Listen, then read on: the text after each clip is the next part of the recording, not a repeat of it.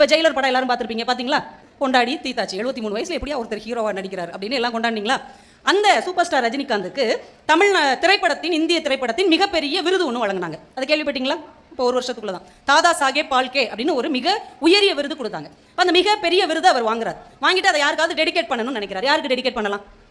ஒரு super star இத்தனை வருடம் அவர் நடிச்சதுக்காக ஒரு சிறப்பு பரிசு தர்றாங்க, ஒரு விருது தர்றாங்க. கூடவே இருந்த மனைவிக்கு அதை டெடிகேட் பண்ணியிருக்கலாம், இல்லை சின்ன வயசுலேருந்து தன்னை வளர்த்தெடுத்த அண்ணனுக்கு அதை டெடிகேட் பண்ணியிருக்கலாம், இல்லை தன் மகள்களுக்கு இல்லைனா பேரன்களுக்கு டெடிகேட் பண்ணியிருக்கலாம். ஆனால் சூப்பர் ஸ்டார் ரஜினிகாந்த் அவ்வளோ பெரிய மேடையிலே அந்த விருதை யாருக்கு டெடிகேட் பண்ணார் தெரியுமா? அவர் பெங்களூருவில் கண்டக்டராக வேலை பார்த்த போது, டிரைவராக வேலை பார்த்த அவருடைய நண்பர் ராஜ் பகதூருக்கு இந்த விருதை நான் காணிக்கை ஆக்குகிறேன், அவன் தான் எனக்கு பணம் கொடுத்து சென்னைக்கு அனுப்பி வைத்தான், உனக்கு நடிக்க வரும், நீ போய் நடி என்று. எத்தனை வருஷம் கழிச்சு? 40 வருடம் கழித்து இன்னும் அவர் சாதாரணமான நிலைமையில் இருக்கிறார். இவர் சூப்பர் ஸ்டார் ஆயிட்டார். ஆனாலும் பழைய நட்பை மறக்காத ஒரு குணம் தான் இன்றைக்கு அவரை மிக உயரத்தில் வைத்திருக்கிறதோ அப்படின்னு கூட நம்ம சொல்லலாம்.